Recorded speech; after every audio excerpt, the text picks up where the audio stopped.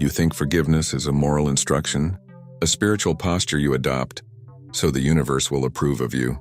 But that is the smallest version of it, the version that keeps you performing instead of transforming. Forgiveness is not a verdict you hand down on the past. It is a physics. It is an alchemy of resonance.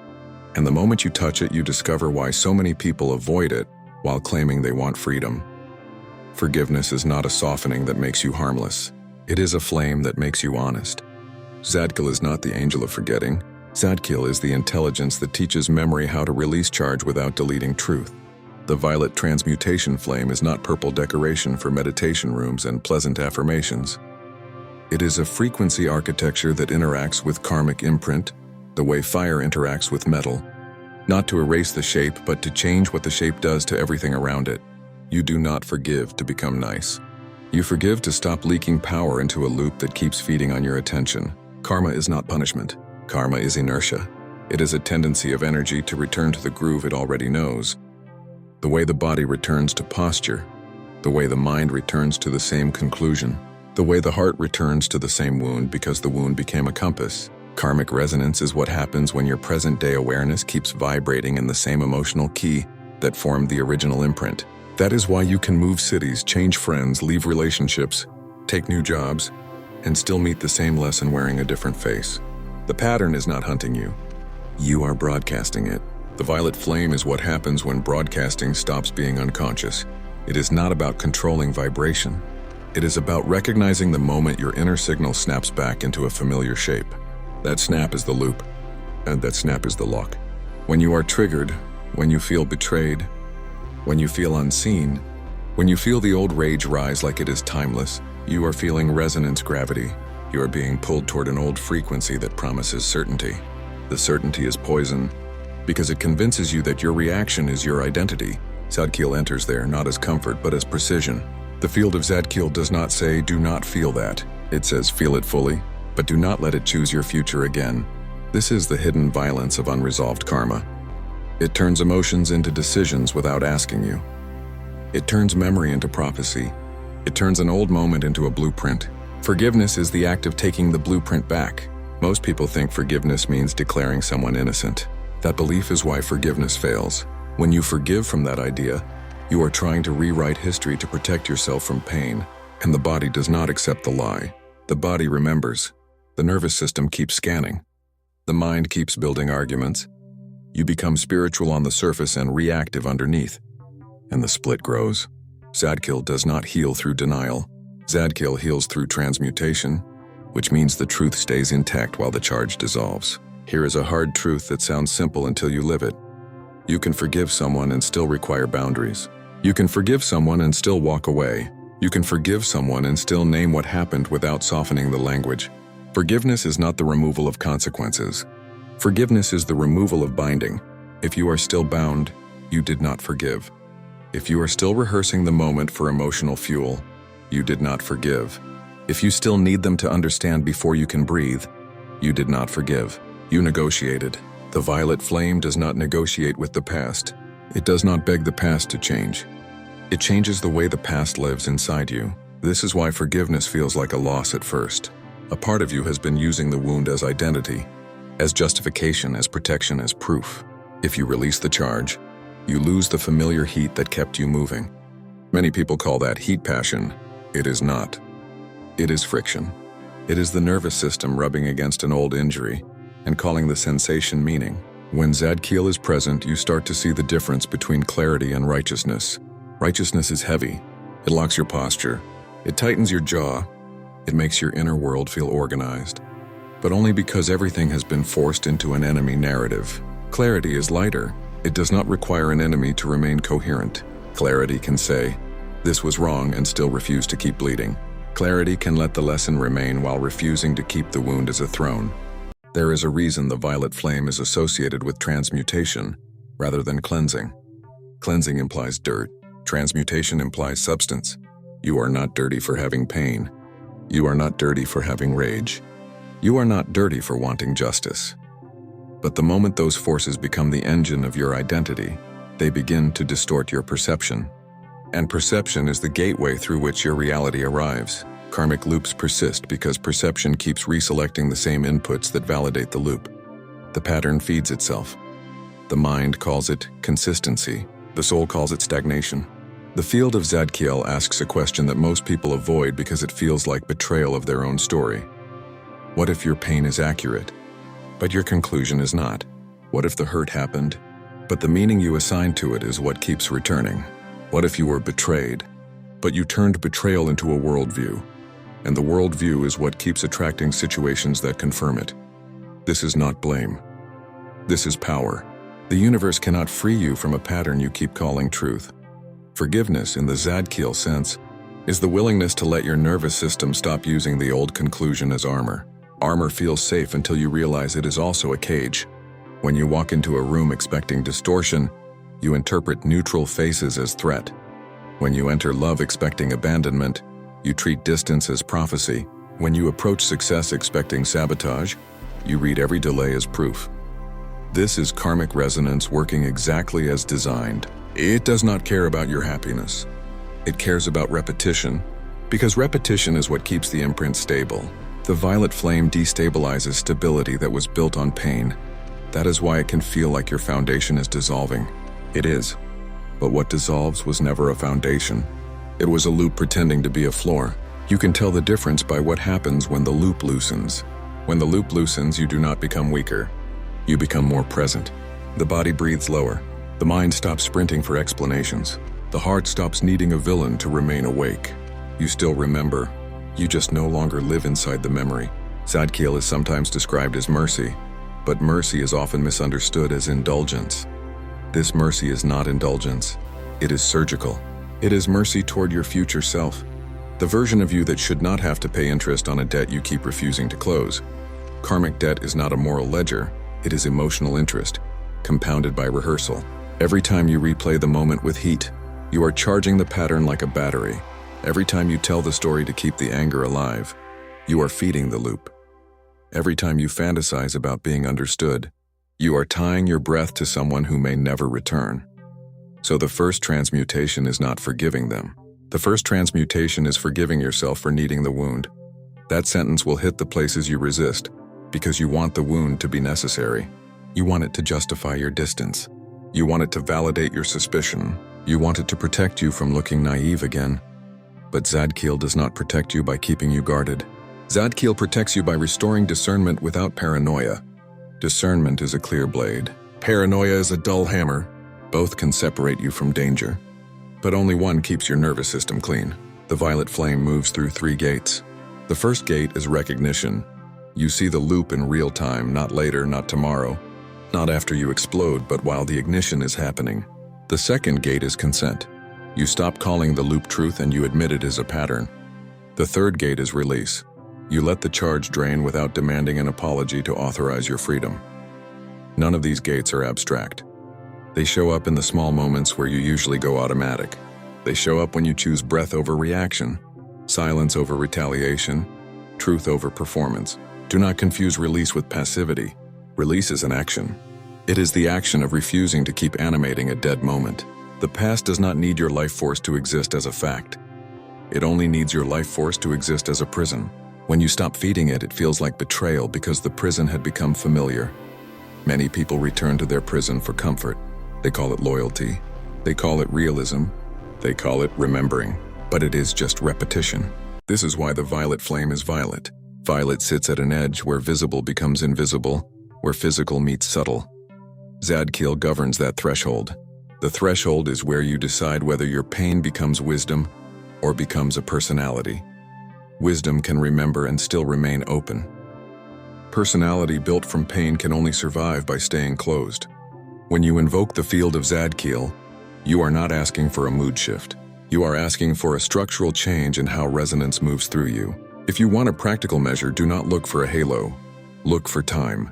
The loop steals time. It steals hours, days, years by making you live the same emotional moment in different costumes. Transmutation returns time by returning choice. That is the miracle. Not that the story disappears, but that you stop being dragged by it. When the violet flame is real, you can touch the memory and your body does not spike. You can name what happened and your breath does not tighten. You can see the face and your stomach does not turn into a fist. The memory remains, but the chain dissolves. You will be tempted to rush this because you want relief. But relief is not the goal. Freedom is.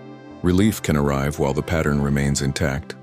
And then the pattern returns. Freedom is slower and more honest. Freedom makes you face the fact that you used the pain as a compass and now you must learn a new navigation. That is why Zadkiel is not just flame. Zadkiel is guidance. The flame dissolves the charge. The guidance teaches you how to live without the charge guiding you. The core of the teaching is this. Forgiveness is not an emotion you feel toward them. It is a resonance decision you make toward yourself. It is the moment you stop treating the past as your ruler and start treating it as material. Material can be refined. Material can be repurposed. Material can become wisdom, strength, precision, compassion that does not collapse into submission. The violet transmutation flame is not a belief. It is an instrument. If you are willing to use it, you will discover something that will unsettle you in the best way. The person you thought you were protecting by holding on was never protected at all. You were only keeping them trapped in the moment that hurt them, and you called the trap justice because you did not know another form of power yet. Part 1. Let a clean picture settle in your mind that forgiveness is a resonance decision, that charge can dissolve while truth stays intact, that boundaries can remain, that a loop can be seen and released, and the nervous system can stop paying interest on a dead moment. It is coherent. It is even beautiful. Now I will break it, because if you stop there, you will turn Zadkiel into a comforting idea, and you will miss the deeper mechanism that decides whether your freedom is real or only rehearsed. The first destabilization is this. The charge does not always exist because you are attached to the past. Sometimes the charge exists because your system is still accurate, and accuracy is not the same thing as bondage. You can dissolve a loop and still keep the signal, but most people do not want signal. They want silence. They want the sensation to stop, the memories to stop, the bodily lightning to stop, and they call that transmutation. It is not. It is sedation dressed as spirituality. The body spikes for reasons that are not always karmic, because the body is also a guardian. If you rush the violet flame into every spike, you risk teaching your system that its warnings are shameful, and shame is the fastest way to sever discernment. This is why forgiveness fails for so many sincere people. They forgive too early and call it wisdom. Then they enter the same field and wonder why they are reharmed. And then they conclude that forgiveness does not work, when the real issue is that they used forgiveness to skip integration. Integration is not the dissolving of charge. It is the rebuilding of inner authority, so that the same pattern cannot recruit you again. Part 1 described the release of charge as the miracle. In Part 2, you must face the darker truth. You can release charge and still remain recruitable. There is a difference between being unbound and being undefended. Part 1 made it sound like clarity naturally becomes lighter and cleaner. Sometimes it does. Sometimes clarity becomes sharper and more frightening, because it removes the emotional fog that used to soften what you did not want to see. When the loop dissolves, the raw facts become more visible, not less. When you are no longer fueled by rage, you can finally see the shape of the person you were dealing with. And that shape might require a boundary so firm it will make your heart ache. Rage can be a crude engine, but it can also be an anesthetic. It can keep you from grieving. It can keep you from accepting. It can keep you from admitting the hardest sentence of all, which is not what happened was wrong, but what happened will not be repaired in the way my inner child begged for. So here is the second destabilization, the one that cannot be resolved quickly. Forgiveness does not guarantee reunion, not externally and not internally. People talk about forgiveness as if it is a bridge that returns you to wholeness. Sometimes it is a blade that cuts you free. And freedom feels like loss before it feels like peace. Some relationships can only be forgiven by letting them die inside you. Some versions of yourself can only be forgiven by admitting you will never be that person again. And even if that old person was innocent, even if that old person deserved better, the universe did not protect them. Forgiveness then becomes an act of burying the hope that kept you bound. And hope is often the chain, not hate. Part 1 said you do not need their apology to be free. That is true, but incomplete. What you do need, and what most people avoid, is the willingness to live without the fantasy of being understood by the one who hurt you. Many people think they want forgiveness. What they want is retroactive safety. They want the past to become safe so the nervous system can relax. But the nervous system does not relax because the story changed. It relaxes because the present became trustworthy. And the present becomes trustworthy when you stop putting your life in the hands of people who have already shown you their limits. The violet flame does not just dissolve charge. It reveals where you have been using charge as a substitute for structure. This is why people who practice transmutation often report temporary lightness followed by a return of heaviness. They are clearing sensation without changing arrangement. They are washing the wound while leaving the blade inside. Zadkiel is not a mood regulator. Zadkiel is an architect of karmic mechanics, and the mechanics include choices, patterns, environments, and the stories you use to justify repeated exposure. Now I will unsettle another thing. Part 1 allowed to feel coherent, the idea that you can forgive and keep boundaries, and that is enough. Boundaries are not only about distance. Boundaries are also about what you allow inside your own mind. If you forgive someone and stop talking to them, but you keep letting the inner courtroom run nightly, you are still in relationship with them. If you forgive someone and never see them again, but you keep rehearsing the moment for motivation, you are still feeding the imprint. The hidden boundary is mental sovereignty, and without it, your outer boundaries are only geography. Karmic resonance is not just emotional charge. It is also identity attachment. The loop persists when the wound is serving a role. Part 1 named some roles: proof, justification, protection. Now I will name a harder one: belonging.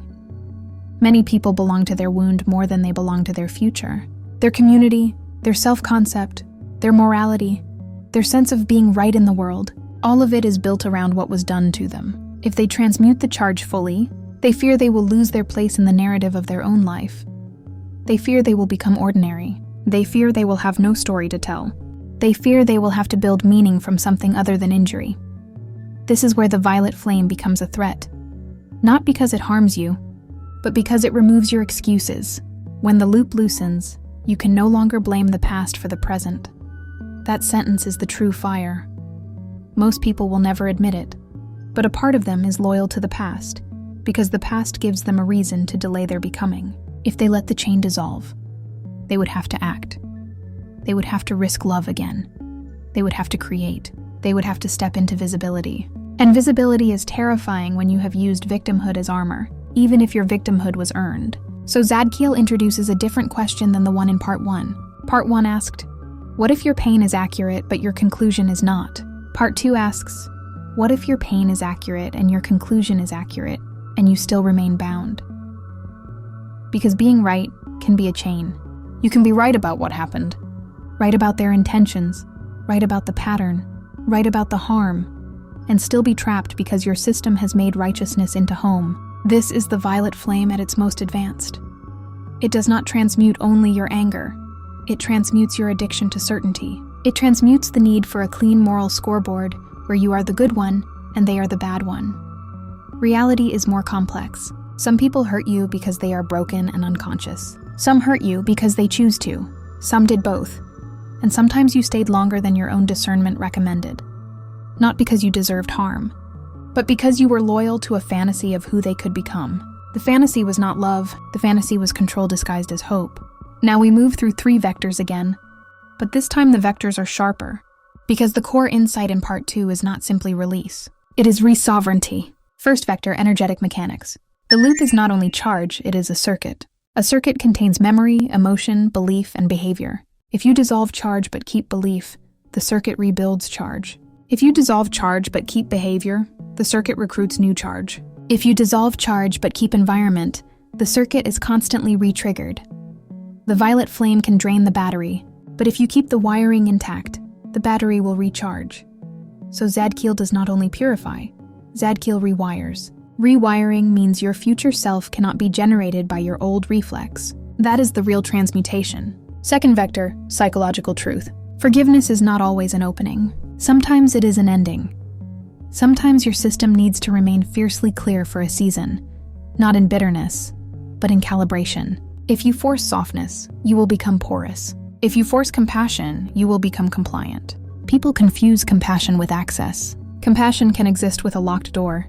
Compassion can exist with a closed chapter. Compassion can exist while you refuse contact, refuse explanation, refuse negotiation. And the reason this is destabilizing is that your spiritual self may want to believe that love means constant openness. Zadkiel teaches love with boundaries that do not apologize. Third vector, metaphysical implication. The karmic imprint is not just about what happened to you, it is about what you became willing to accept as normal.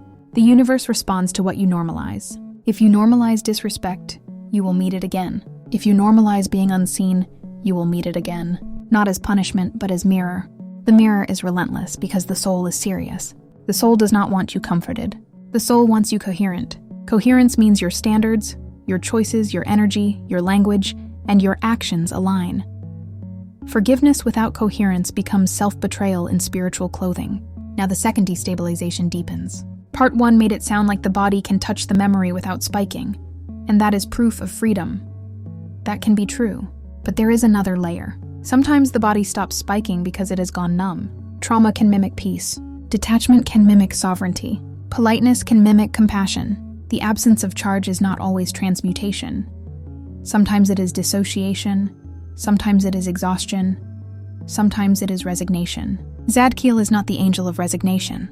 Zadkiel is the angel of living fire. So how do you know whether the violet flame is real? Not by how calm you feel, but by how truthful you become. Real transmutation increases honesty. It makes you less performative, less eager to sound evolved, less eager to be seen as healed. It gives you the courage to admit when a door is closed, when a trust is broken, when a chapter is done. It also gives you the courage to admit when you still want them to understand, when you still want the apology, when you still dream of repair, because bringing those desires into the light is part of the unwinding. Zadkiel is a flame of revelation as much as release. There is another place Part 1 allowed coherence, the idea that you can stop needing them to understand before you can breathe. In Part 2, I tell you the sharper truth. You may never stop wanting them to understand, and you must still breathe anyway. Desire does not vanish on command. Healing is not the deletion of longing. Healing is the ability to carry longing without letting it steer you into old traps. Many people wait for inner completion before they change their life. That is backward. Change your life and inner completion follows. The nervous system learns by experience, not by intention. So the violet flame must be applied not only in meditation but in decision. The transmutation that matters is the transmutation that changes your next step. It changes what you tolerate. It changes how you speak when you are uncomfortable. It changes how quickly you leave a field that feels wrong. It changes how you respond to subtle disrespect. Not with explosion, but with a clear no that does not negotiate. The loop breaks when you become the authority you kept asking the universe to provide. Zadkiel also governs the paradox of forgiveness that many cannot hold. Forgiveness is not a one-time event. It is a layered release, because the imprint lives in layers. There is the layer of the event, the layer of the meaning, the layer of the identity, the layer of the habit, the layer of the body memory. You may forgive the event and still need to forgive the meaning. You may forgive the meaning and still need to forgive yourself for staying. You may forgive yourself for staying and still need to forgive your body for flinching. Each layer has its own rhythm. Anyone who tells you forgiveness is simple is selling you an image. And now the destabilization that cannot be resolved quickly lands in its most uncomfortable form. Sometimes the person you need to forgive is not them. It is the version of you that used morality as camouflage for fear. The version of you that said, "I am forgiving," when what you meant was, "I am avoiding conflict." The version of you that said, "I am compassionate," when what you meant was, "I am terrified of being alone." The version of you that said, "I am spiritual," when what you meant was, "I do not know how to protect myself without becoming someone I hate." This is where the violet flame burns hottest, because it touches the places where you used goodness as a strategy. Zadkiel does not take your goodness away. Zadkiel purifies it. Purified goodness is not soft. It is clean. It is direct. It does not seek approval. It does not beg to be seen as evolved. It does not keep the door cracked open for people who repeatedly proved they will enter with dirt on their shoes and call it love. Purified goodness can say, "I forgive you, and I do not return." Purified goodness can say, "I release you, and I do not explain it 20 times. Purified goodness can say, "I do not hate you, and I will not be near you." So the core insight that Part 2 forces you to carry is this. Forgiveness is not primarily about releasing charge. Forgiveness is about reclaiming authorship of your life at the level of structure, not sentiment. The violet flame is not a feeling. It is a recalibration of what you allow, what you repeat, and what you choose when the old story tries to pull you back into its gravity. If you want a single test that can haunt you in a useful way, it is this. After you forgive, do you change? Not do you feel lighter. Do you change? Do you stop returning to what breaks you? Do you stop explaining yourself to people who use your explanations as leverage? Do you stop confusing intensity with intimacy? Do you stop calling familiarity safety? If you do not change, you have not transmuted, you have only cooled down. Zadkiel is the angel who stands at the edge of that realization and does not flatter you. The violet flame does not ask for your belief. It asks for your consent to become unrecognizable to your old pattern. That is the real alchemy, not the disappearance of pain, but the birth of a self who cannot be manipulated by pain into repeating the same life. The loop breaks when the flame reaches the place you most wanted to protect. The part of you that still insists the past must make sense for you to be free, and it teaches that part a new law. Freedom is not granted by the past. Freedom is built by the present. And building it will cost you the comfort of the old story, which is why so few finish the transmutation even after they learn the words. If this transmission resonated, the spiral continues. You did not arrive here by chance, and you do not leave unchanged. More teachings are unfolding across the Haret library, each one meeting you where you are, not where you think you should be. Follow resonance. The next threshold is already listening.